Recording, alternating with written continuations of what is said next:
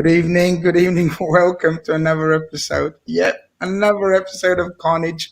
On time, working, introduction fine. Have we got the right background, Avi? Because we know we got slaughtered from Gav last time.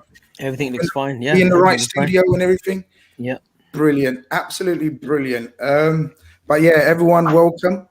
Bloody hell, there's over 100 people in here waiting already for us. And I know why you're waiting. It's not for me and Avi. It's for the amazing, high-quality guests I've got in tonight. And, well, I call Mo a guest, but he's been on here before. He knows the drill. Mo, my man, how are we doing?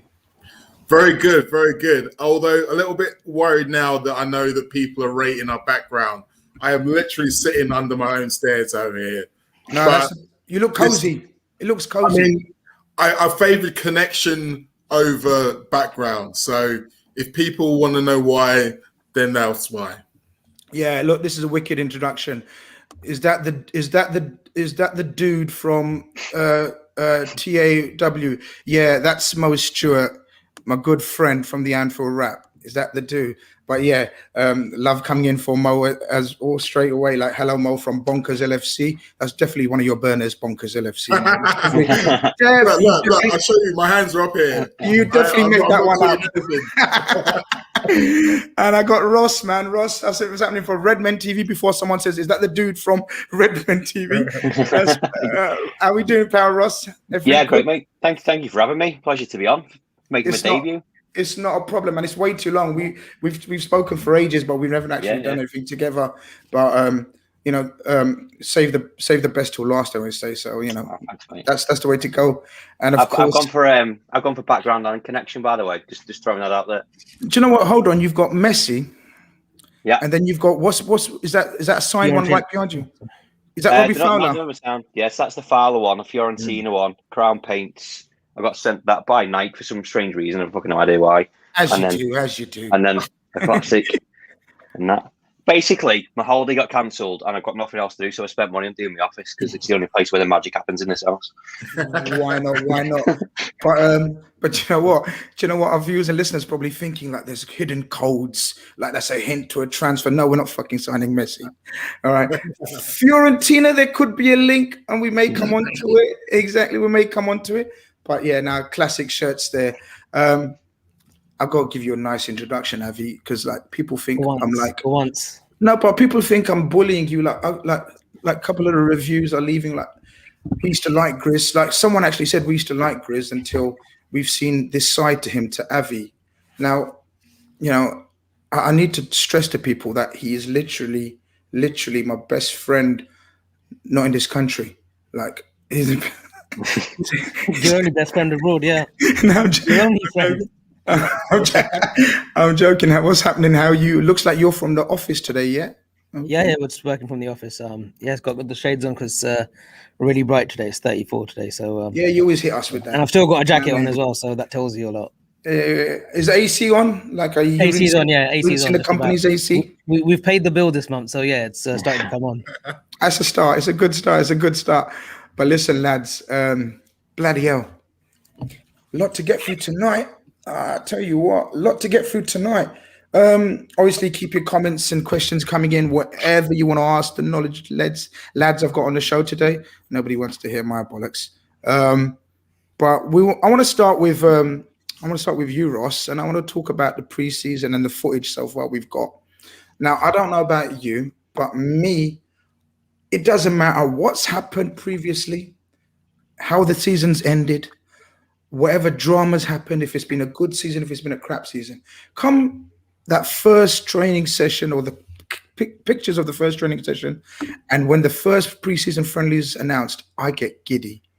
What have you been like this week with all the pictures and the bike rides? Because that's, for me, that's synonymous now with preseason, isn't it? The lads wearing the headgear on the bikes, some of them looking absolutely terrified, like I would. What's been your highlights so far of the preseason rituals they go through? I think you hit the nail on the head there. It's a signal of a fresh start, but also kind of exciting times to come. Now, I'm not a massive England fan. I fell out of love with England a few years ago because they just bore the crap out of me. So I was invested in the Euros. It was nice to kind of switch off, and Mo will be the same, and you'll be the same. Of when it's your job, it's nice to kind of switch off and watch football and not be so intense and behind it and it run you down. So that was quite nice. But then as soon as that finished, I was like, I need my hit of Liverpool stuff. I need it. The bike rides, the mountains, you mentioned it before, like centre backs with working legs, not one of them. There's about 6 of them now. So you just get, that's what I'm getting giddy at. I'm going, I put a tweet out on the Redmen the other day of like, who'd you start against Norwich? Because we can have that conversation again. We can have those options. It's not like who's left, who can walk, who can play this week, or what midfielders are we using. I'm getting excited about that stuff. That's what gets me going. And seeing Jurgen with or without glasses always makes me happy. It's absolutely true. Chris makes a good point out. Imagine if you signed for LFC and you couldn't ride a bike. They'd give out tricycles then, wouldn't they? That's what they start doing. Three-wheelers. Can you imagine a bike?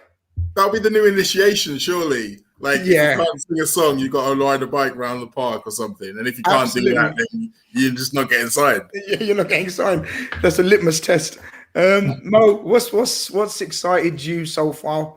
What's got you really like sort of buzzing, or are you buzzing? Oh yeah, I was watching international football, but I think the fact that Liverpool were there waiting for us the very next day was a really good thing, because it drew a long line under all of that, and it got us to remember what's really important. And as I enjoyed seeing Khanage out there with the guys and starting to build those bonds, but to be honest, my favorite pictures were all of Klopp. Like, I like the setting of Salzburg. It makes me think of Centre Parks, and I've never been to Centre Parks. I'd like to go there. We know what you mean. We know what you mean. Like, I was worried for him at points last season. I really was. And not just because of the tragedies that he went through. There were times when he was picking fights that he doesn't normally pick. And it started to remind me of some of the tendencies that Rafa got to when he started to be in that world too much, and the relentlessness of it started to take over. And not just Rafa, you see it with lots of managers. So I'm always concerned about him. I'm always looking out for his welfare. So seeing him looking so happy to see everybody again, looking so full of joy, so full of energy, so full of drive to go at the season again, I think that's the most important thing we could have seen. Yeah, no, absolutely. You're right. Look, we can talk about players and our favorite players or important players and coming back and everything. And yeah, it is. It's all relevant and it's very true. But the most important man is Jurgen Klopp. And it was sad. And, I really felt sorry for him. Like last season, like with everything else. And Avi, it's exactly spot on what Mo says, like to see him refreshed, and you can see it visibly. Like John Cutler says, I don't like Klopp without his specs. I mean, that laser surgery, I think it seems. He's had laser surgery. You reckon? Yeah? I think he does, yeah. You'd know about surgery and everything. Like, do you think he's had a bit of surgery done? I've only had my lips done, Grizz. Let's soften the tone, mate. But look, it's amazing to see Klopp all chilled and happy again, right? It is. He's worked on his gnashes. I think it must be a Liverpool thing, because Rodgers, I remember when he came with crooked teeth, and he left with his bright new gnashes and a brand new wife as well, it seemed, when he left Liverpool for Celtic. So Klopp, hopefully, I think it's Sabine Klopp. I think hopefully Klopp is a loyal one to his wife. So, but he looks great. He does look recharged. It does seem as if he's had a bit of a reset. There was pictures while Twitter's going, the Twitter right, I call them, are going all mayhem over transfers. He's there on his boat yacht in Marbella, probably John Henry's yacht, sipping away at the beers, having a cigar to himself, taking a few selfies. Don't mention John Henry's yacht. On a transfer show, fuck's sake. Listen, I'm from America. I've got to mention John Henry, right? But it's great. No, it's great to see Klopp. Seemingly everyone looks good. John Achterberg, all these pictures, Linders and Kravitz is there as well. But it looks great. And it looks like a beautiful place as well. I think they were there last year as well when they got a mini break. So no, it looks great, and can't wait for, I think, Saturday. Is it the following Saturday or this Saturday, the 30-minute games? It's Monday. Okay, yeah, my bad. Yeah, Monday then. Tuesday it is. Tuesday. Yeah, same thing, Ross. Monday, Tuesday. Yeah. Just to follow on from Mo's point there of Klopp last season, kind of what he went through. I don't think we think about it much, but it must be so hard when, like, how we felt during that season, that period from after Christmas. We all felt like crap. We found it hard to motivate ourselves. Then he's got players that, whatever job you're in, if you see staff members dropping left, right, and centre around you and going, your workload's going to double, we need you to go again. Jurgen Klopp then loses, his mother. He's at the top then, so not only is he going to motivate himself, he's got to motivate every staff member around him. Again, that pressure's incredible. So fair play. Like, a well-deserved break for him. No, absolutely. Sorry, come on. I was just going to say, and because of the man he is and the way he goes about things, in times of trouble, people are always going to look to him for guidance, regardless. So even if there were times when he wanted to maybe hang back in the shadows, he's always got to be Jurgen. And I think there is some sympathy for him within the group. They are very much together, and that's one of the things I'm confident about, that whenever we've gone through those tough times, we've come out the other side stronger, and that's always ended up being something that we use to motivate us the next season. So I think that those would be in the conversations as well. Some of the darker times that we went through last year, they'll be thinking about that in Austria and thinking, look where we are compared to where we were, and look what we can still do. I think you make a very good point, guys, about the levels of motivation throughout this squad. That's a huge important factor, in my opinion. There'll be a lot of, you're right, there's a lot of players in there, because I was just thinking the other night, the levels of motivation for certain players throughout the squad must be so high. So look, we know the obvious one straight away, right? So the likes of Joe Gomez, Virgil van Dijk, Joe Matip must have obviously felt the personal disappointment through missing the majority of the season through injury.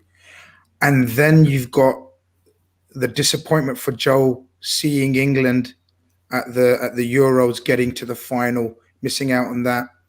You've got Virgil not being able to captain his national team in a tournament, and then you've got the likes of Trent missing out through injury as well.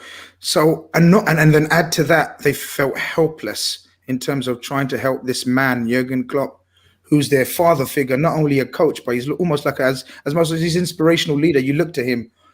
I think, guys, there's a lot of motivated players this season, very much like, dare I say it, the league winning title season, where we went into it really fresh, charged. A lot of these players, we're able to call upon them from the first day of pre-season. Like Avi, I think it was so refreshing to see like the quality. I mean, they're all quality in the squad, but you know what I mean. The big hitters there from day one, like Mane, Mo, and the centre backs that I've mentioned. Positive, right? Good feeling.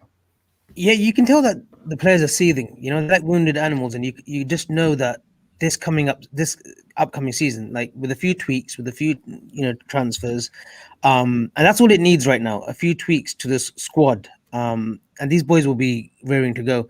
I think Jordan Henderson again will be up for it. You got obviously Van Dijk, who's probably missed out a year in his peak, considering that he's 29, coming up to 30. So he's going to have another. I think with Van Dijk is he would have obviously listened to the media and all these, Ruben Diaz talks. Oh, Ruben Diaz had a fantastic season, as good as Van Dijk. Some people are players take note. Players take note of this. People are bold enough to say that. Mane, who's had his critics for the best parts of the season. I think there are players there who've got a big point to prove. Jota, even though he was injured for like 3 months, he's coming back and he's got a point to prove, because there was some question marks over his sort of his sort of work that he puts off the ball for Portugal. So there's players there who are sort of wounded and are raring to go. I think Thiago.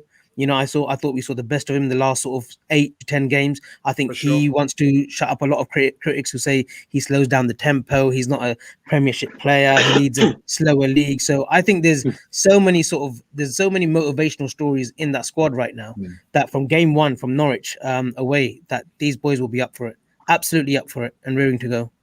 I'd add Fabinho and Jordan Henderson to that list. I know you mentioned Thiago there, but when he wasn't playing at his best, he was playing a deeper role, which he wasn't brought in for that.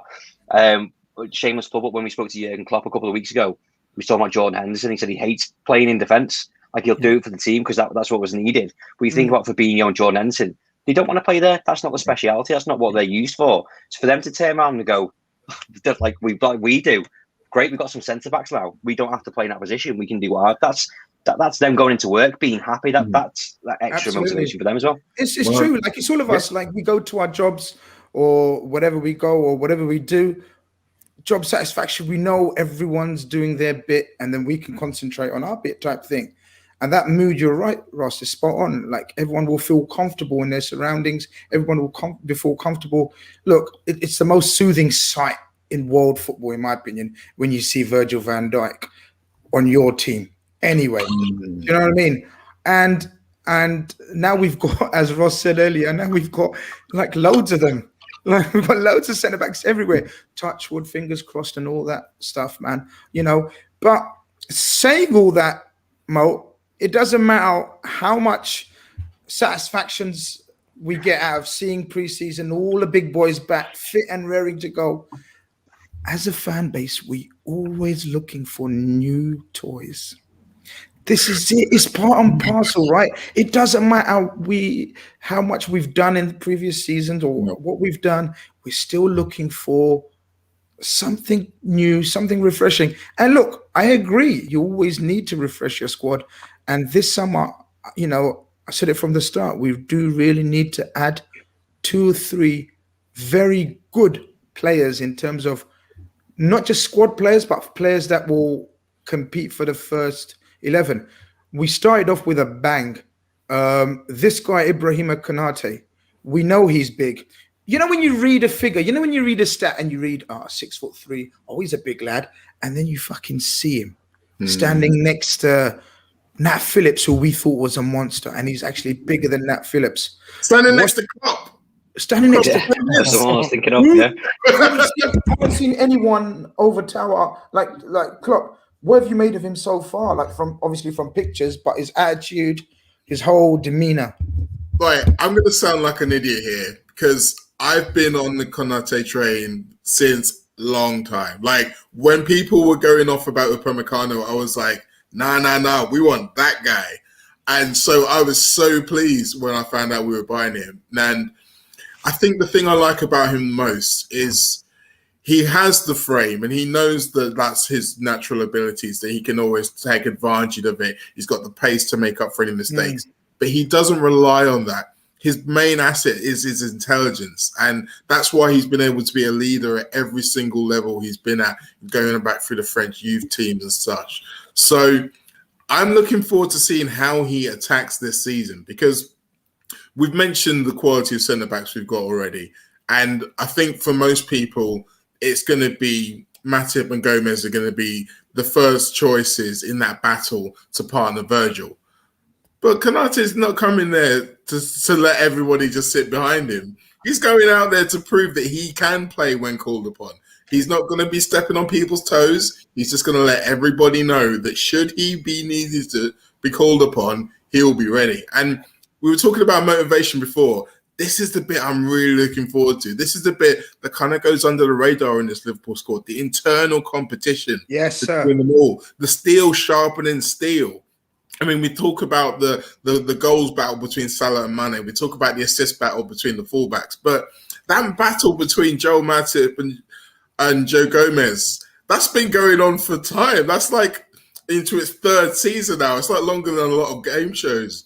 So I think I think seeing those two both thinking, right, this is my chance. I'm going to step in. We've had our injury battles. We're now fully fit, raring to go. I'm going to stake my claim for it. I think that battle's going to be fantastic. And then you look at the midfield and you think kind of the same thing. Like all of the midfielders, you could say, are going into the season with a point to prove. However, you are right. Evolution is always necessary. We cannot escape the fact that the ages of these guys are all going up together. Yes. And sometimes you can overreact to certain things. Sometimes players will surprise you. You get rid of someone too soon and they can still do a job for you. Hello, Luis Suarez. But I think you don't want to be in a situation where you're having to replace 7 players at once. That's always the fear. So we always have to have people within our range in terms of at any given moment, at any given transfer window, we go, okay, we need to buy a central midfielder. Who's our top 4 choices? and we've got those top 4 choices. The problem is we're not going to move on those top 4 choices. We're not going to be proactive because no one's being proactive right now. And I mean, this is the second COVID-affected transfer summer. And some clubs are starting to flex a little bit more, and others are still kind of keeping their powder dry and waiting. But everybody's margin of error has been squeezed, which means that everybody's going to be trying to squeeze every last €500,000 out of every deal. And that normally means waiting. And unfortunately, Liverpool are better and more confident poker players than I am, which means that they're going to wait. Absolutely. Can I interrupt, Grizz? Sorry, because you do waffle on, Grizz. Let me take my little piece. I've got a question for Mo, actually. Mo, so do you actually see Gomez and Matip? I've got 2 questions. So if Ross wants to take the other one. My first question is, do you see sort of Khanage sort of understudy to Matip and Gomez at the beginning and then sort of transitioning as the months go on? And the second question was, do you see Klopp maybe resting? I know it's a sort of big hot take here, but do you see him sort of resting Van Dijk for the lesser games, just to give him a little breather as well? Because the intensity that he plays, not that he plays at as such, but because of his body frame, because of the ACL, could we see sort of like a Konate Gomez, a Konate Matip maybe as the season wears on? I definitely think you can't rule it out. And I think a lot of that is going to come down to how he does and how he does settle in. I think he's going to have the opportunity to do that for sure. I think the idea of buying him was obviously that he was going to be someone who grew into the team and eventually became a linchpin, excuse me, but would have the quality and, as I mentioned before, the intelligence and the confidence, if required, to go and do it. But he has still just only started his career. I think he's only just got over 100 senior appearances. So you do have to think that he is still at the stage where he's soaking things up, he's learning, he's taking that on.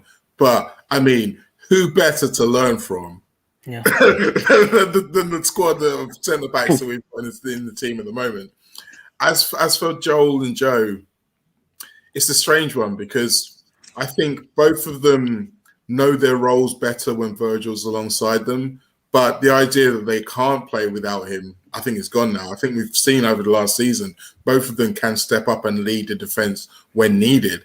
So again, I think it just gives us more options. I think in a strange way, Klopp's not really going to enjoy having to make the decision, having to disappoint one of those guys. You can tell he doesn't enjoy making that. You can certain managers thrive on making those kind of decisions. You can tell Klopp's different. Like he's, I'm going to have to drop one of these. Some guys think about it from the perspective of this battle is getting me better players. So they're all about the end result. Whereas Klopp is a human man. He understands the disappointment of the guy sitting on the bench. But I do think it's something that we are going to profit from.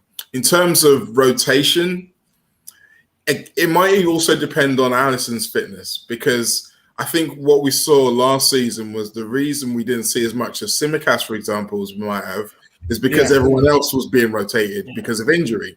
So if there is solidity around you, then that allows you to rotate, and it might be one helps the other.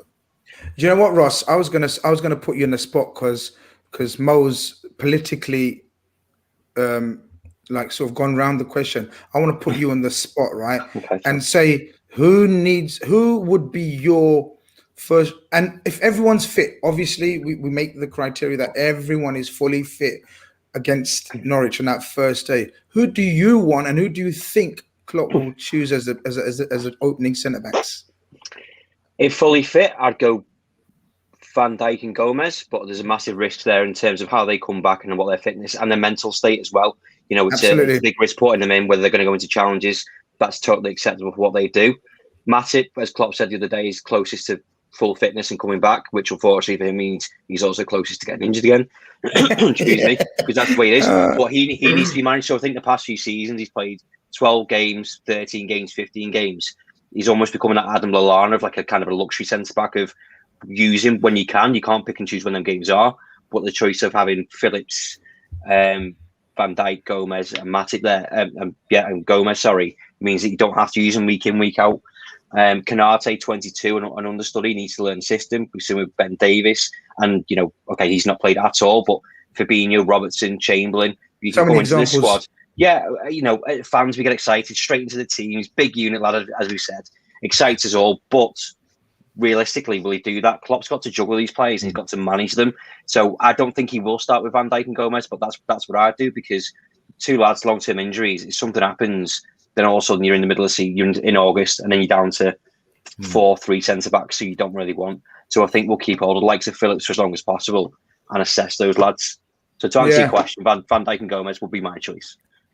Yeah. I mean, I'm a huge fan of Matip, but we know, I don't think anyone's not. It's just the most frustrating player, on a par with Naby, would we say, lads?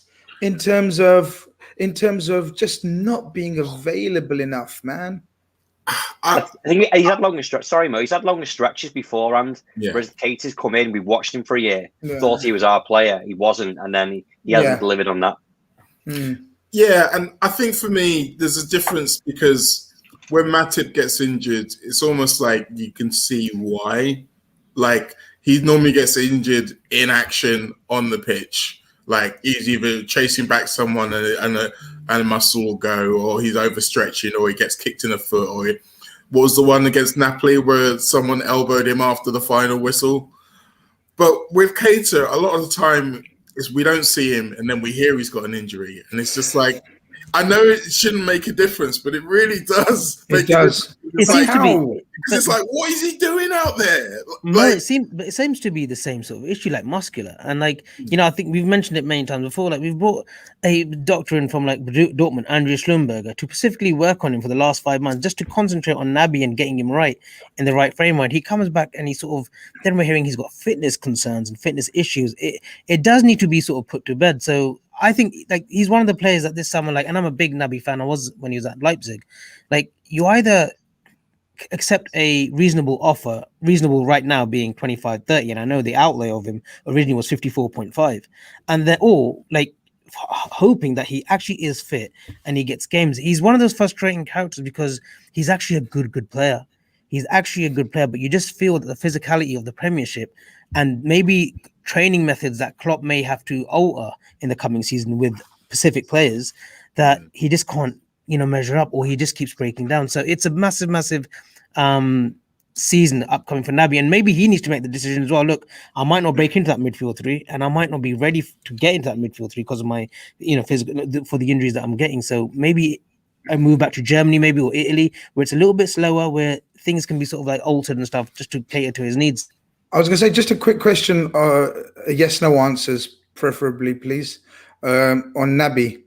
Ross, we get a bid of 35 million plus. Are you selling or are you keeping? Fucking hell. Currently, I'm keeping, but if we get someone else in, because we still need a Genie replacement, I'd sell him. I know you said yes, no answer, but just to defend that. It's always context. I know, pal. I'm the king of context.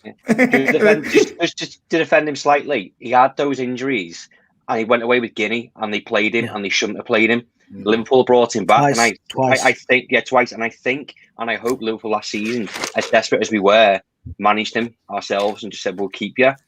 So, and I also think there's frustration with Naby because we were so run down last season. That's when we need him. Same with Matip. Grizz, you're probably pissed off with Matip and frustrated with him because it was more obvious that we needed him. Whereas before he's been injured and we've got Gomez, we've got whatever. And exactly then, that. Funny enough, Phillips turned into the best thing ever since sliced bread. So it was fine. So your frustrations are there because you go. And my biggest frustration with Liverpool last season, and I know again context is important, but it's been an issue for a couple of seasons for me. Is looking at the bench and going, well, you've got Shaqiri there, you've got Chamberlain there, you've got Origi there, but you're not using them, not making a difference. It was only really when we got Jota before he got injured in a meaningless game where he didn't have to play, which I've let go. Where you turn around and go, well, those games that are close where it's 1-1, you need a last minute winner, where you don't need your goalkeeper to score a winner for you. What's on the bench of Liverpool? And that's the difference between us, possibly Chelsea, I think, next season, and obviously Man City. No, Mo, yes, no answer with context. Okay, so what are we saying? 35? 35 million offer? Nah, I'm keeping him. I'm keeping him. 45 we might talk. But no, I'm agree with Ross. I think that there's enough in there to make me think that this season could be different. We have devoted a lot of time and effort into him, whether being like Avi was saying about the extra trainers, or even just kind of scheduling him to tailor into certain situations. But he is still a young man, and the question comes for Liverpool if we are really struggling to sell others, because the one thing that maintains his value potentially is that age, is the fact that whoever's buying him might well have some sell-on value in him as well. So if we are selling him, that means that we're struggling to get what we want for other people, which could be, a double whammy. But if you ask me, I'm not ready to cash in on him yet. Avi? Begrudgingly, after just berating Naby, I would actually keep it. But I want to ask you the question now, big man, because you're because you're the host. I'm going to ask Grizz the question here. You get somehow Edwards has found £60 million, and he's going to give Dortmund 60 million plus Naby. Would you do the deal for Jude Bellingham? I don't think. Yeah, exactly. Mo's reaction says it all. But I'm way past Mo's reaction already. I don't even think about it. Like, I don't even need context. I don't want to waste. I want to move on. Like, Jude Bellingham is the future. And I genuinely think he's going to be the future of Liverpool Football Club. I've said it so many times. I genuinely do. That's not information-based. That's just common sense, romanticism, logic, everything all rolled into one. Steven Gerrard taking over. Jude Bellingham, being Steven Gerrard being Jude Bellingham to Euro, I think it's a match made in heaven. I wouldn't think twice. I'd personally look. Naby's we've discussed it to death, haven't we? Naby's contract situation is sensitive. He's got 2 years left. You either really invest in him in terms of as Mo says, you just trust in him, that you chased him for so long, you invested so much time, energy, medical doctors, that you go with him. If not, if you've got doubt, then this is the summer that you get rid of him. Otherwise, with 1 year left, his value drops even further. And this is the delicate situation we're in. But let's see what happens. I wanted to keep this comment up from Arj. It says Trent was showing leadership qualities, not Gomez. I like Gomez, but one criticism, he lacks leadership qualities for me. VVD and Matip are the best partnership, hands down. I agree, not hands down, I agree VVD and Matip are the best. But I thought Gomez, when Virgil van Dijk got injured, lads, one thing I noticed, and I was actually thrilled to see, Gomez really stepped up in terms of leadership. Did you notice that, Ross, or was I seeing things just because I'm a Liverpool fan? No, I think that's one of the things that was pointed out when as soon as Van Dijk got injured, of who would do that and would he step up, and being so young and kind of not inexperienced, but he was inexperienced in being a leader. Now there's different ways of leading your game. You can do it vocally. We've seen it, that's what Jamie Carragher used to do, screaming and shouting. Everyone, Gerrard was quietly went about his business. That's what Gomez had to do. But not only did he have to do that, he had to nurture other people, and that's really difficult when the pressure's on you. You have to nurture other people, guide people into a high line, high pressure environment. Make sure that they're okay. Do your own job and cover someone else at such a young age. That's incredible for him and something that he'll take on there. And again, when we're talking about Khanage at 22, it's good for him to be at such a young age, because he's going to learn. He's going to learn from Joe Gomez first and foremost. Mind Virgil van Dijk. He's going to learn from someone who's just a few years older than him about how we do things at Liverpool. No, you're spot on. He's been there 6 years now, Joe Gomez. Yeah. And I think that's something that's underrated as well, is that he has grown up at the club as much as a lot of other players have. So he's going to know how it feels, and like you say, Ross, what it takes to be a Liverpool player. So he's going to be trying to impart that as well. I've always been big on Joe Gomez. I mean, he comes from good Charlton stock, which is kind of my area where I grew up. So I've known about him for quite some time, and I have seen leadership in him before. I do remember a couple of times where he was the senior defender in the FA Cup team with some of the younger guys. And he might have taken some criticism because of a certain incident that happened in the game. But I was watching him, as I tend to watch him most games, and he was talking to everybody. He was making sure they knew where they needed to be. He was making sure they were switched on. Those are the kind of things you need as a defender. And I think if you're asking someone to be the marshal of the defensive line, and to a certain extent the midfield as well, because the where you set the line really depends or really governs where the midfield starts from. Yeah, absolutely. And so you're asking someone to be in control of all of those things. And I think you can try to overreact to sometimes individual mistakes in that context because he's managing the whole game. It's like a wicket keeper. Occasionally they're going to let one through, but they are basically making sure every single fielder is where they need it to be. And that's kind of what you need as a leader in the defense. And yeah, I think Gomez has got it. Stephen says, absolute great atmosphere and tonight. It really is. Lovely guests, chats popping. Not enough likes for my liking. They're just greedy. No, I don't know why they don't press it like Mo. Like, what is the problem? I think we've got to bribe him, Grizz. I think we've got to bribe him somehow. Well, we're getting into the transfers now, and that's the biggest bribe you can get. Transfer chat is the biggest bribe you can possibly get. And Stephen says that the atmosphere is great in here. I want to sort of not dampen it, but I want to sort of no, not dampen it. But, all right, I just want to test it. That's the one, Mo.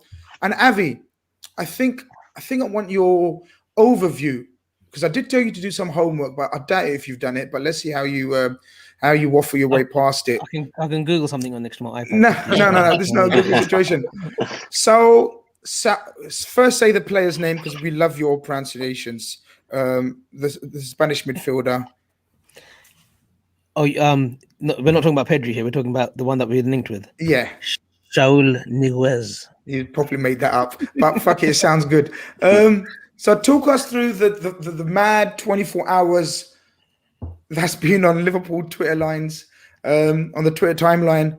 So literally, Grizz, I'm sorry. So I've got to interrupt because I'm waiting for Gillen Balogun to get back to me. So I've got my phone on standby just in case he calls me and says, Avi, it's all done. It's done. He's going to be a Liverpool player. Okay, but apart from the Liverpool connection, look, the mind into the psyche of a Liverpool fan when something like this happens, right?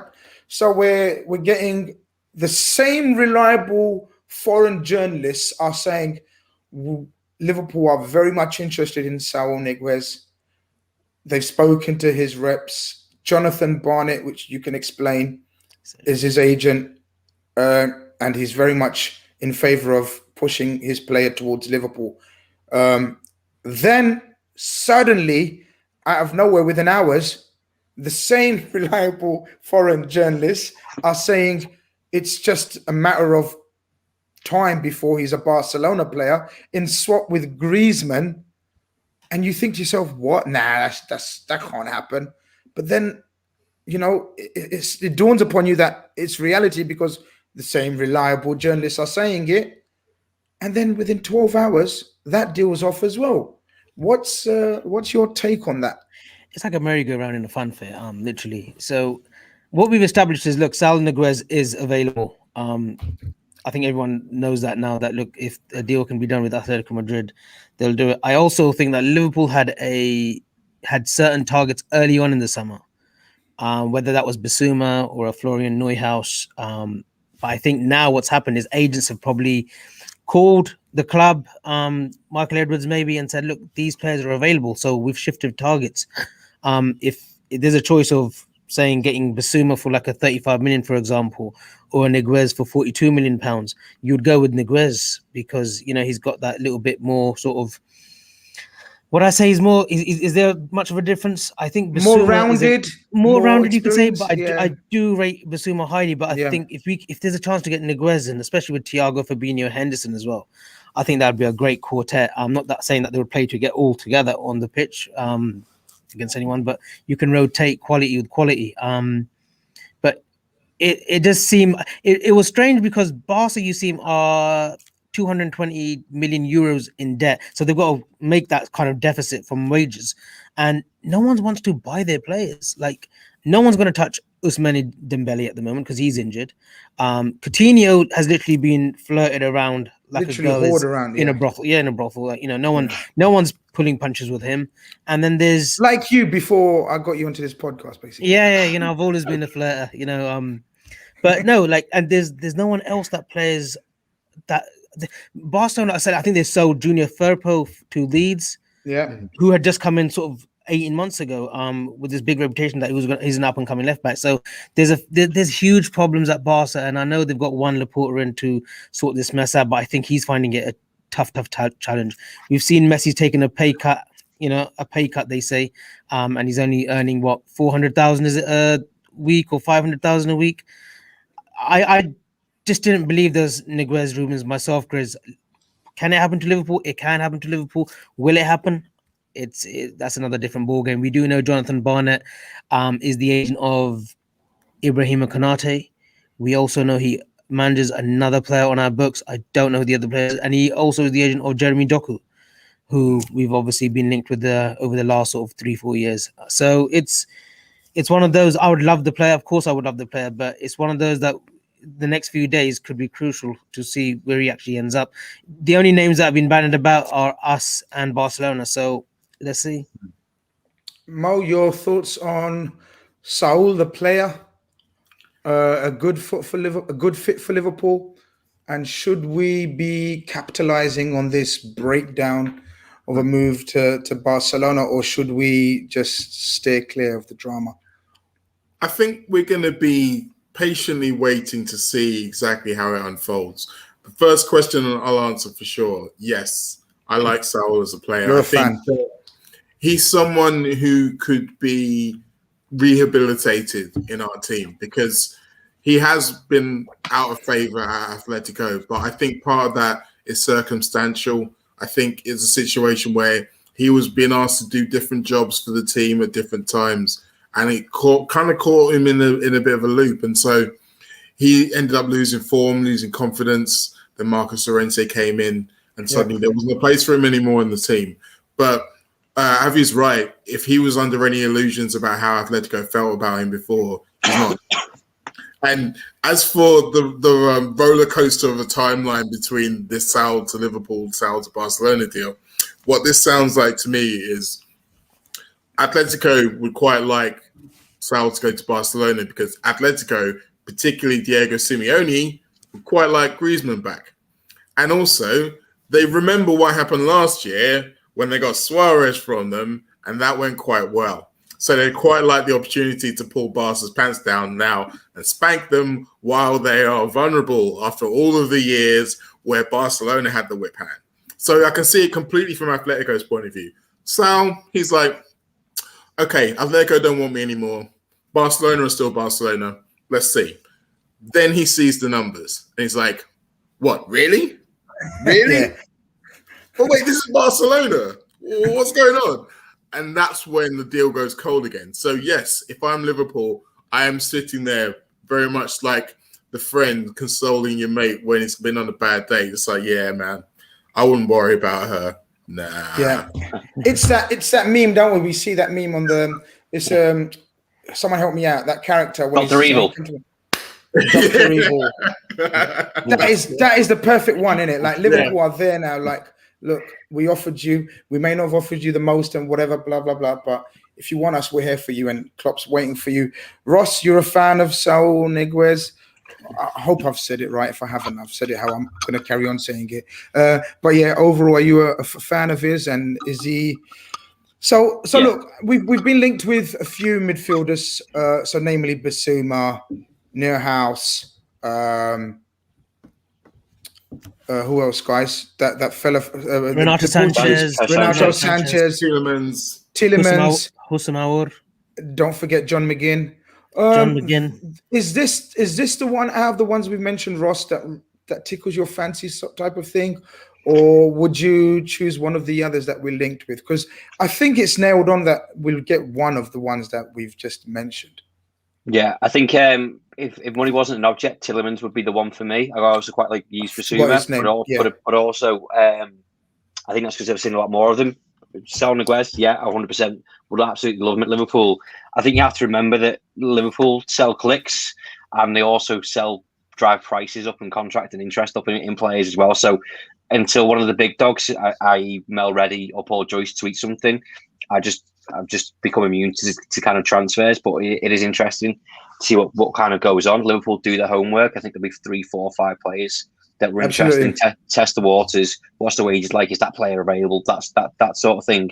But for me, the priority has been a midfielder that we need to get in the summer, and I think we have to go big for a midfielder, and that's at Liverpool's detriment because they didn't give Gini a new contract for whatever reason that is. We kind of have to move on, but the quality of the player and his availability of 51 games, I think he played last season, that's hard to replace. Now, we can all dream of Thiago, Fabinho, Jordan Henderson, but them, as we saw last season and before, have their own injury issues. What's below that was the 36-year-old James Milner. Love him to bits. Don't need to rely on him for a Premier League push. Curtis Jones just turned 20. Amazing lad. Do a shift here and there. I liked it when he played. He was playing 3 games a week because there was no one else. We got people back and he kind of went away. We need depth in that midfield, and we need people that can be available and play different roles within that midfield. Tielemans, Basuma, and Sal Niguez, play a lot of those roles. I like Niguez. He's got a bit of needle about him as well, a bit of aggression, but a bit of controlled anger in there. I think we call it. He's a bit of a snide. No, he is. He's Andy Robertson. We've got a bit like that, and I quite like that in a player. You hate it, but it's Ross. We probably need more of them, Ross. In our squad, to be honest. I think we've been guilty of being too nice before. So we hate it when it's a player against you, but you love it when it's on your side. And, it gets. We're gonna have fans back. It's going to rile up the opposition crowd or get our crowd going. An assist, a goal, a shot, a tackle, a slidey on someone, or James Milner put a name on his arse. That gets the crowd going again. It can work in your favour, and it can switch. The motivation and the pressure you put on team. So I'd like him. I'm not bothered about the fee because it's not my money. I'm not really bothered. But I'm also aware that we have to shift numbers, wages, and transfer fees before any of this happens. So I'm confident Liverpool know what they're doing, that they need to get stuff done if we want to compete again next season, not just for the Premier League, but I want a Champions League push. I want a good run in the FA Cup, as much as a lot of people aren't asked about it. I think we need to be built towards a squad like a Man City so we can compete on all fronts. Do you know what, Ross? You said something there, and I want to pull you up on it and just to double check that you did say that. So you think our main signing, or I don't want to call it marquee, but sort of, you know what I mean? The big signing's got to be in central midfield, as opposed to attack, I'd say. Some people would say attack. What's your thinking behind that? Why would you say that? Because a lot of people would say attack. Some would say central midfield. But what's your? I don't think the attack's far behind it, but just purely and simply because you're trying to replace 51 games, and we know we've had a discussion about Naby Keita. We've had a discussion about Oxlade-Chamberlain was mentioned before as well. You're not getting 51 games out of those two lads to try and replace Gini Ronaldo. It's just too big a risk. I don't trust them, and it's not their fault. Chamberlain's come back, he looks beefed up, that gets me excited, but can he play 3 games? We're going to get into a situation where we're desperate, and then we're playing Nat Phillips in midfield because this season we've got loads of defenders but no midfielders. That worries me, and I suppose it's the same for the forwards. I think Firmino's form will come back because he's going to have lads behind him doing the work that he was before. We're talking about defenders, midfielders playing with each other. Those front 3 are going to have lads behind them in their rightful positions. Thiago threading balls to them, which will make them produce. Mane, I think, was a dip because he was exhausted and going 3 times a week. And again, I bring it back to squad depth. Mane selling Firmino at 60-70% last season, 3 times a week. And you have Shaqiri and Origi, and others on the bench weren't coming on because those 3 were the better option. That's not really fair on them. It's not a fair reflection on them and their footballing ability. So I still think we need a forward as well. But for me, the priority would be a midfielder. I'd keep Harvey Elliott around as well. I'd be selfish in that sense as well. But if we're going to sell Origi, Shaqiri, we need replacements for those as well. So I'm not saying we don't need a forward. I'm saying get a midfielder in who's going to be there for us. Just a quick yes, no again with context, of course, because you don't listen to me. No one listening to me. Harvey Elliott, are you keeping around, or you've said you're keeping around? I keep him around just for that. Again, bringing on, look at someone on the bench. I think he's above Divock Origi for me in what he's doing in that midfield. I know it's difficult as a fan of keeping, but I also think it could be harmful to his progression and what he's doing. A lot of people saying give him a Premier League loan, which I wouldn't disagree with completely. We tore up at Blackburn last season. He was one of the young players of the season. I think he came second. He was just behind Wendy in assists or goals and assists last season. So he's a phenomenal lad. I think he's got that Curtis Jones like borderline arrogance, but confidence in himself that he can produce. And again, I like that in him as well. So it's about his personal development. But I think I don't want to put too much pressure on him. I know he's only 17, 18 years of age, which is a lot. But again, equally for me, you can learn from the likes of our front three, who next season or the season after, they're all reaching 29, 30 years of age, will be moved on. I'd keep him around. Avi? Send him out on loan. Short and sweet. Send him out on loan another year. Get another 35, 40 games under his belt. It will do wonders for the kid. Talented, yes. Long-term future Liverpool, 100% yes. I think we're also sleeping on, and I'm sorry just to deviate quickly, Curtis Jones. I think big season from him as well coming. That's it. Mo? I think Curtis Jones is the reason why I keep him around. I think if we look at the progression between this time last year and where Curtis Jones is now, so much of that is down to not only being in and around the squad, talking about learning from all these talented guys. He's there with them day in, day out. And when there was opportunities to get onto the pitch, he got onto the pitch and he took them and he grew from them. Absolutely. I see Elliot being in a very similar place in his development. And I think a season in and around Liverpool squad, I think he'll probably end up getting more minutes than we think as well. I think he's another confident lad who'll back himself to be able to go in there and make a difference.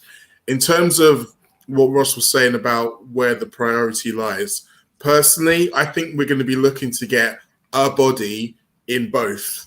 I think in terms of who the priority is in terms of maybe size of transfer fee and status of player, that depends on the market and who's available and when they're available. I think we're going to be very much going to be trying to do that right up to the very limit. Unless there are acceptable deals done for players going out earlier, then that might make us move quicker. Other than that, I expect it to go deep. And I expect Jones and Elliott in particular to be putting pressure on the manager to say, look, you don't need to go and buy anybody.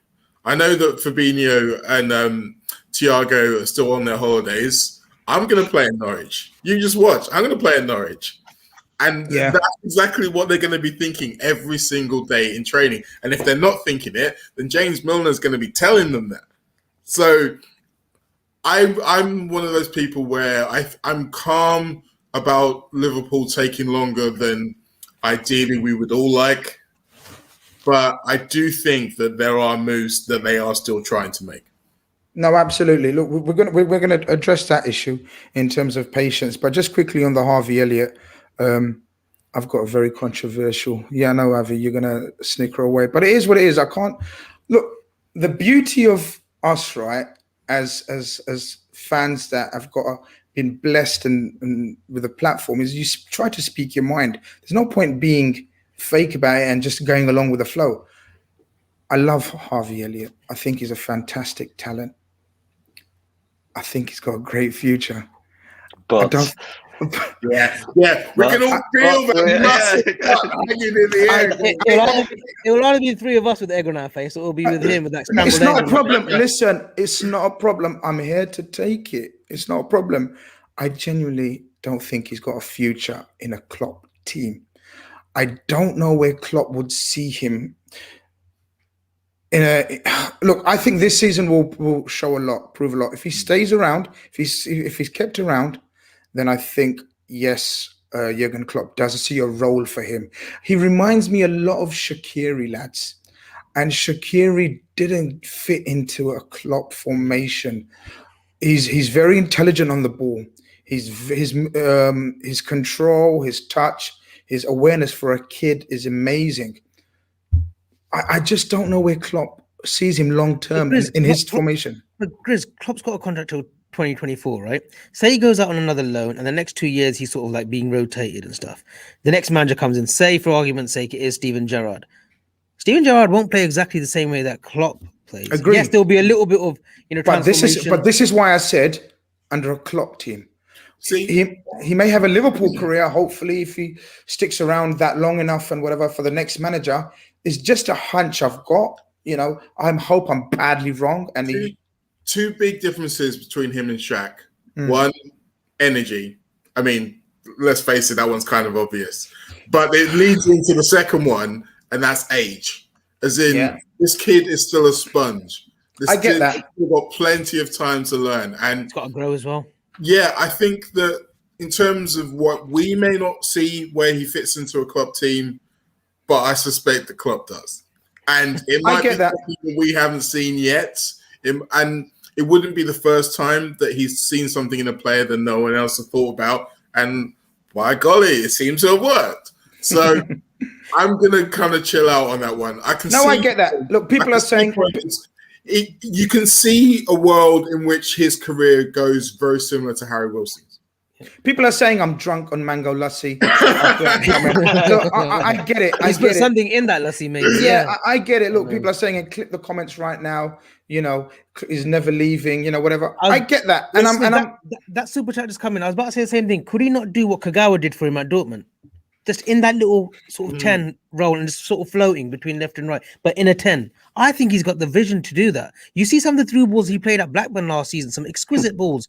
Like, I think he can do that role. I don't know why you're dismissing him in a Klopp system. You can't really say we don't play with the 10 anymore because Bobby does that. Drop back, yeah? But that's my point, Mo. I was going to say that. Thank you for the super chat, Salman Zaki. Harvey Elliott reminds him of Kagawa. Look, fair shout. And I get everything you guys are saying. I'm not totally writing the kid off as a player. I think he's a fantastic player. I'm just trying to envisage him in a Klopp system right now. So, for example, at the moment, we seem to favor the 4-3-3, right? Where do you guys... I mean, you guys are the ones that are saying he's there. Like Mo, you've mentioned Bobby. I don't think he's got the strength to play in the Bobby role, for example, right now. I get he's a kid. I don't think he's got the pace to play on the wing in a Klopp system. Well, see, I think that he can. I think he can play. I don't think you're right. He's not as pacey as a Salah and a Mane, but he can use his trickery in other ways. There are things that he can do to make up for that. I don't think that he'll be playing the Bobby role. I think he'll be playing in Bobby areas. So you won't be asking him to hold the ball up or accept a long goal kick. But what you will be expecting him to do is when the ball's out wide, he'll be drifting from his other side into that space to create a third man to maybe get a passing lane going and then directly into the box. And I think that's what it is. It's his instincts in and around the box. When he gets a sniff of a chance, I think that's where you start to see him come alive. All this said, I am going to say one thing in your favor, Grizz. We were all saying this about Ryan Brewster. And Ryan Brewster... let's go round. Ross, was you saying the same about Brewster? Avi, was you? I rated Brewster since he was 12. I'm witness. Since he was 12. Since he's at Chelsea, yeah. Of all of the crazy things we saw last season, and there were loads, the fact that he didn't score a goal at all is the most crazy thing of last season. Mo, that move was wrong for him. That move to Sheffield United was the wrong move. We actually literally just took the money and let him go. We didn't actually. They said, "Oh, Klopp told him to go there." I think that's all BS. I really thought that was a bad move for him. I think he will come back, Ryan Brewster. I know we're just going off topic, but yeah, I was the first one. Grizz knows how much I used to bombard Grizz on WhatsApp with Swansea goals to clip him on Twitter video downloader and then send him to Grizz. Oh, look at this goal from Swansea. Look at this goal. He scored like 11 and 12, and Grizz goes, "Trust me, Avi, he's not going to make it at Liverpool." And we went back. I think we stopped talking to each other for a good 48 hours or something, didn't we, Grizz? Yeah. You know, I mean, look, I don't want to be proved right with Elliot. If you know what I mean, like I really don't want to be proved right. I just got this feeling, and I think for this season it will depend on the quality of forward we get, lads. I genuinely do. I think if we get a forward of the quality of a Jota, let's say, who was a brilliant signing, I think we may let him go on a loan to a Premier League club, which again won't be the end of the world for him because of his age. He's really young, and he will, you know, you can see him flourish. Have Norwich replaced Benduia? Maybe something like that. Do you know, a move like that will be really tasty for him. Or you can see him develop under a coach like Graham Potter at Brighton. Good shout. You know, something like that.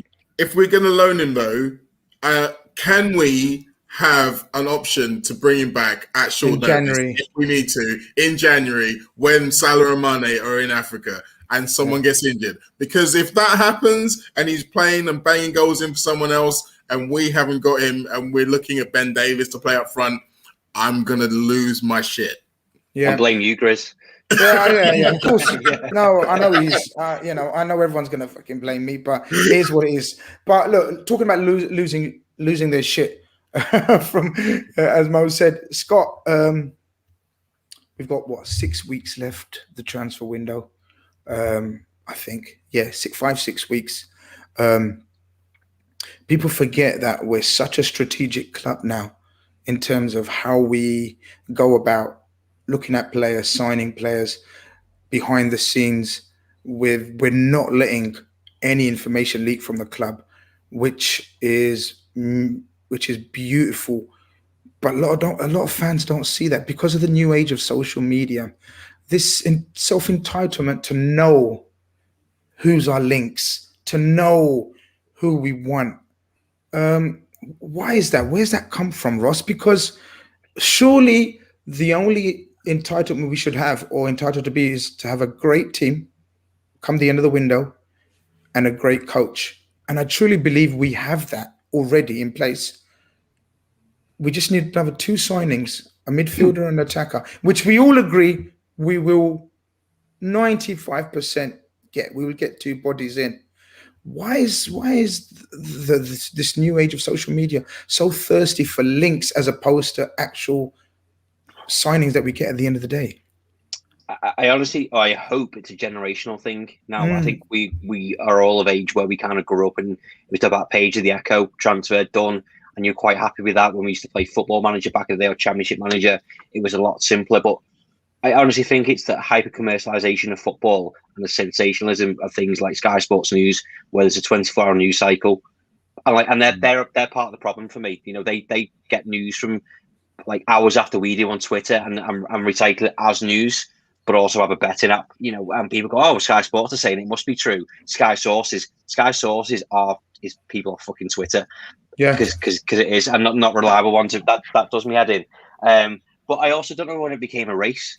That's the thing that bothers me. Like Man United, Jadon Sancho, and everyone presenting opinions as fact. That's it. Now we're not going to win the league. Man United got Jadon Sancho. I'm like, what the? Why? As the window shut? Like, what's the lottery numbers next week? You can see the future. It's chill. And if anything, like Liverpool's recruitment team and PR team, because you'll see certain things, and you'll see. I feel sorry for Liverpool's local media, like Sir James Pearce and Mel Ruddy and Paul Joyce, because they're trying to get news from the club, and the club are even saying no to them. So now they're getting outdone by journalists in other countries, like where you said before is where we hear things from. And like they're getting the shit. I was like, they're still trying to do the job. They're relaying news, what they're being told by the club. It's not their fault. And then you see, like, I saw a tweet today from the club talking about tickets and what they were doing with the tickets. And you go through the replies, it's like, announce signing, do this, move. And it's like, I've got nothing better to do with your day. As a fan, I love it. It's just sit, chill out. You'll do something. I can't tell you how many shows I did last year on Timo Werner, waiting for it to happen, and out of the blue, Jota, sound, done. So from a fan's perspective, love it. From work, it's a fucking nightmare because you're constantly on edge on Twitter, so notifications on. It's sound, but I honestly think it's a generational thing, and I demand, and FIFA plays its role, and like I don't want to tar a whole fan base or people that all play FIFA are all the same, because they're not. But I think that thing of, because it's so easy to go, I want that player, I'll do that. That's not how it works in real life. Like Mo said before, you can put feelers out for players and go, well, he's on our radar, scouting team, he's top of the list, not available. Okay, what do we do now? Well, we're going to shop somewhere else. It's so difficult. It's not easy. Yeah. Look, Jono, I think I need to sort of explain myself. I'm not having a go at. So he says, look, Grizz fans are allowed to discuss transfers about the club they love. It's not entitlement. Welcome to fandom in 2021. Okay, I get that. Get with the times. I know what you're trying to say. Same with every other club. United signed Sancho and their fans wanting Varane. Look, Mo. Can I talk to that bit in particular? I only want you to respond to it, because I don't want to respond to it. I want you to respond to that. I don't care about what other fans do. I don't care about United fans. Like, I'm not in this to be compared to other fans. They can do what they like, as far as I'm concerned. So that's how I feel about that, straight off the bat. But in general, I think people don't want to feel like they're being left behind. And when someone else signs someone new and all their fans are excited and thinking about... Mo, I just want to quickly stop you there. That's not that's not what I was trying to get at, and that's what I think Jono didn't understand. He thought I'm having a go at people. We shouldn't be talking about transfers. Fuck's sake, that's some cheat coming from me. What I was saying, what I was trying to say, maybe I didn't articulate it properly, was this need to just know names. Like random names, so you get the frustration at the moment on Twitter, like, why aren't we linked with anyone? Like, I don't get that is what I meant, though. That's what I mean. Sorry, go on.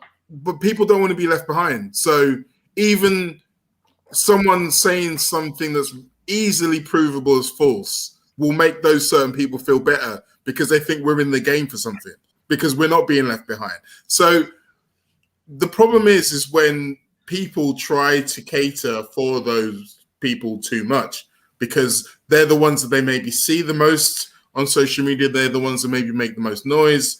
But like Ross says, they're only representative of a small section of the greater fan base. Yeah. And everyone's going to go about this differently. Can you imagine how boring it would be if we all thought the same thing about all of this? I mean, for starters, none of us would have a job. Exactly. Or more importantly, you have to have another job, which is not as good. Yeah. So there is that. I think the question comes when people are trying to do their job and they are met with this just wave, like you said, Ross, just almost like automatic replies of just announce whatever, blah, blah, blah. That's not a discourse. That's not it. That's not anything. That's just noise. Yeah. And I think it can be sometimes easy for all of us to get caught up in that noise because, like I said, you see it a lot. But that's not really what's important. And when we get to the end of the summer, we will begin to realize that it's going to take a while. There's going to be a few more ups and downs before we get there. Yeah. Look, Avi, your analysis on the whole situation in terms of how this plans out, like sort of the phrase of this summer. To be fair to FSG, it's always the phrase is the sell to buy phrase that always thrown out. Now, I don't know of any clubs, and help me out, guys, that don't actually have that in place. Like every club sells and buys. Man City. I was gonna say, apart from Man City and possibly Chelsea, that are anomalies, right? Every other club, business, it's part and parcel of the game, right, Avi? Of course it is, and it's clever business as well. Like we can all berate FSG and whatnot, and you got to remember, FSG are part of a process, and that includes the structural committee that are in place. You know, Barry Hunt and Dave Follows, Michael Edwards, Jurgen Klopp, and so on and so forth. Ultimately, right, we have to balance the books. We've got a lot of, and I don't want to say dead wood because that's a very disrespectful one. I've used it before on Twitter, so I apologize to the players that we're trying to. Yeah, I told you off. I think I told you off. Like the Harry Wilsons, the Grujic, who may not have a career here, but a career, at the Premiership or the top level. We have to balance the books, and like if we just blatantly just come out and say, "Oh, yes, we can confirm that we are talking to Sal Grizz," that will give Chelsea like an advantage to come in, right, and sort of pass, and they can pay more wages. So the way we do business is the correct way. We do it behind closed doors. Same with Thiago. We'll initiate talks maybe with his agent first. Klopp will have a word with Thiago. Thiago will be sold on a dream and will be like, "Hey, I want to play for Jurgen Klopp." No matter how much Pep City want to come, maybe they were interested last season, or Arsenal, the United last season, say, "Oh, we would love a Thiago. We would love a Thiago." So it's called smart business. So I think it's the right way of business, what we're doing. We don't need to start, putting our dirty laundry, out there and say, "Yeah, we're linked with this player, we're linked with that player." When something is concrete, we'll let it out to the media. We'll let it out to Paul Joyce, James Pearce, and Melissa Reddy. But let's just be a bit patient. I follow, I hope my wife's not watching, but I follow Linda Pizzuti on Instagram. I mean, do you now? Go on. I can't say because my mom's still watching as well. My mom's still watching, Grizz. So I don't want to say. There's nothing wrong with following the owner's wife. No, if you hadn't mentioned your wife, she was on it. Wait there.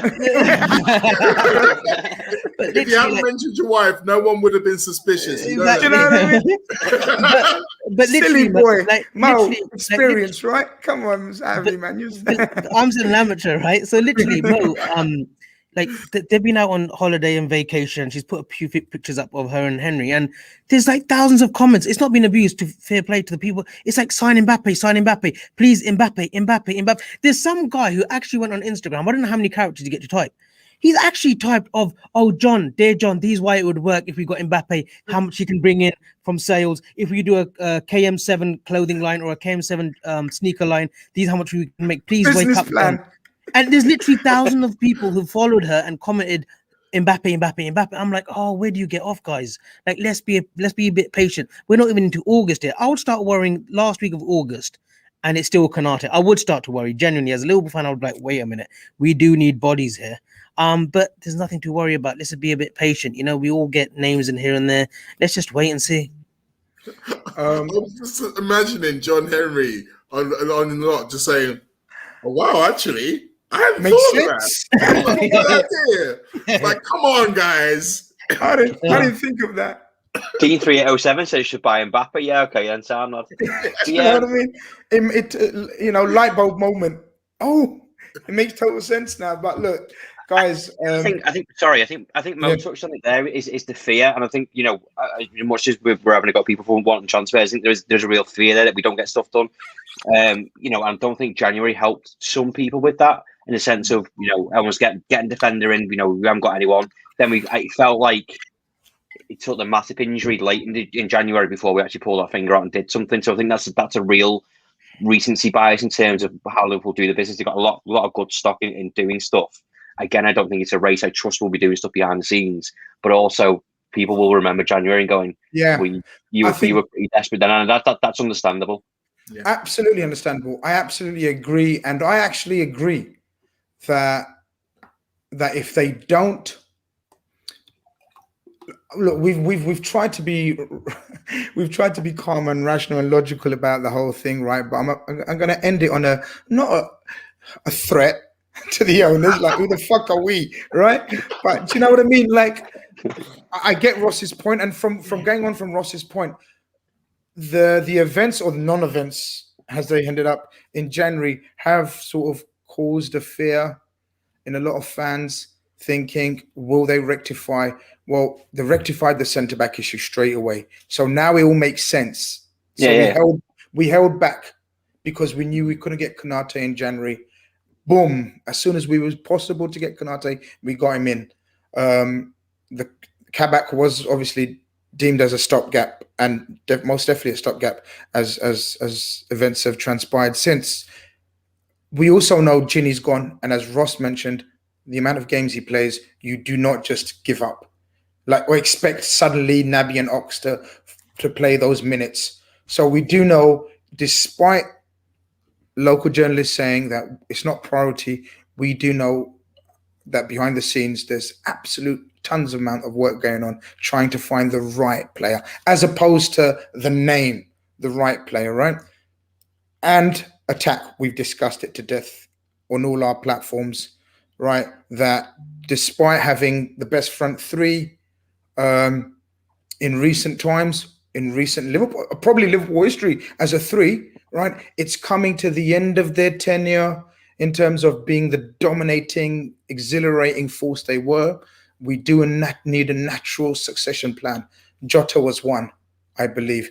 I think we're expecting as a fan base, and I think it's fair, even though I've had a go at the bedwetters, I'm not having the bedwetters, I'm still having a go at, like, shut your mouths, right? But the rational, calm, logical fans, we're still expecting a quality forward to sort of be able to be the rotational option in that front three. And if we get that, it's absolutely perfect, right? That's what we want, right? Because we've discussed the centre-backs are back. Klopp looks fresh. Everything's fine. I've got my microphone, right? So everything seems to be fine, right? Like, so I mean, there's nothing to worry about. And so someone take over while I pick up my microphone. I think that unintentional mic drop was almost the best way to end one of those ones, wasn't it? Like, yeah. Kobe Bryant and Obama, wasn't it? One of those moments. Buy Mbappe, mic drop. Oh, God. We can't hear. You're on mute. Absolutely, you're rolling so smoothly for 1 hour, and you've made a hash of things yet again. You're still on mute. Well, this is fun. There we go. What I was saying is, look, the microphone's rolled into oblivion, and what I was going to say is, it's been a fantastic show. So I think the gist of it is, guys, we're confident. I think we're all very comfortable and confident that we will do what's needed in the window, right, Ross? Is that how you feel about things right now? Yeah, currently, yeah. Like I said before, we've got a good track record the past couple of years of doing business, doing it quietly. I think it'll be negligent at best if Liverpool weren't doing stuff. And going into a season, it's always daunting. We talked about new toys before, but I think there's a necessity for new toys this season. Absolutely. It's not for the sake of just going, just buy someone. I've seen loads of people saying that we won the Champions League and all we did was buy Adrian after that. I think people still hang on to kind of past times, but oddly, I think Liverpool failing to get Van Dijk the first time was one of the best things to happen to them, because they shut their mouths when it came to transfers, and people respect them. Not just us, but other clubs respect them and know that they'll do it. So if Liverpool go big for someone, and there might be things that might have already been sorted. But say we're buying Basuma for £40 million, Brighton might just say, just leave it. Let us get replacements in first. I think Aston Villa might have done that slightly with the Jack Grealish deal. Then you see they're spending money. Now is going, Jack Grealish is on his way, but I think there's a level of respect. And then we said before, it's not football, and as you go out and buy a player, it's deal done. These things take time, and they take respect as well from other clubs, and I'm fine with that. Yeah, Mo, final statement on how things will end up. You're quite calm, I know you are, but go on, give us your thoughts anyway. I am calm. I think the catalyst will be when we sell people, because the one thing we haven't mentioned as yet, we do have more non-homegrown players than we can officially register. We've got 8. We need 17. We've already got 18. So we need to get rid of one anyway. So I think we'll probably be getting rid of at least 2. Once those start to happen and we get to an idea of what we maybe can and can't do this window, where we can and can't make that extra risk, that extra 5 million here or there, I think that's when we'll start to see the dominoes fall. Absolutely. Avi? Yeah, it was going so smoothly until you dropped your mic. But sources say we needed a bit of carnage. Sources say Nat Phillips headed my microphone.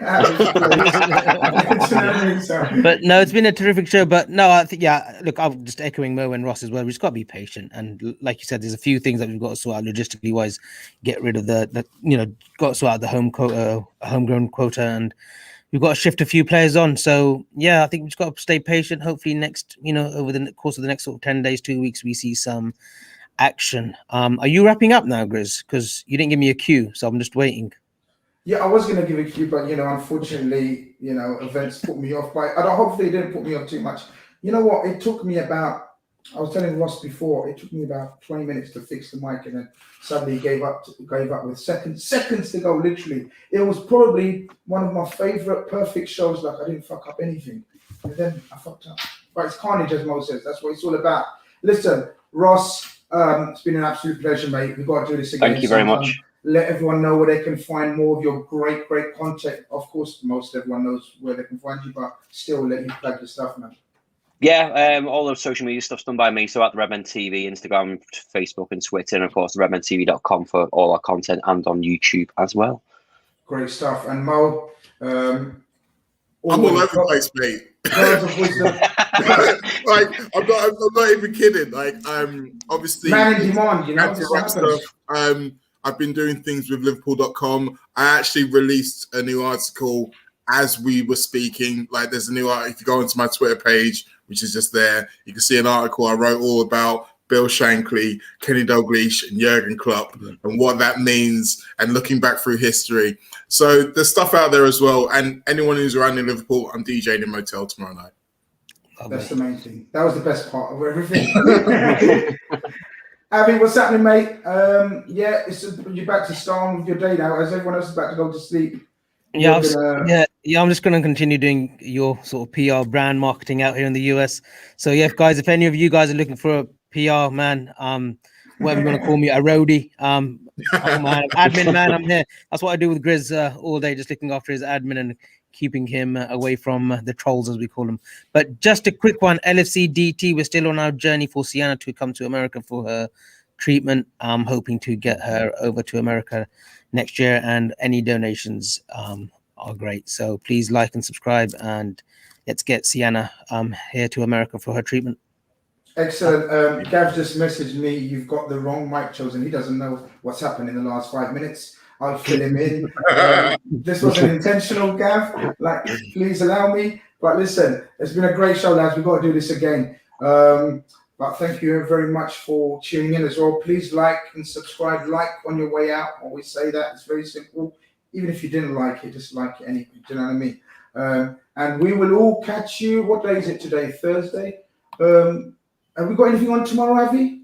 No, I've got a day off tomorrow. Yeah, so a Sunday. So Sunday. Unless you want to do a watch along on the Gold Cup. USA are playing USA are playing Grenada on Saturday. If you want to do it. I'm a football man, but I'm not that much of a football man. Hey, I'm telling you, Jamaica are coming. No, you wish. Jamaica are coming. Next World Cup, they're going to be a problem. Okay, we'll keep an eye on them. And we keep an eye on if Harvey Elliott is sticking around as well. But listen, it's been an amazing show. Everyone, peace out. We catch you next week. Same time, same place.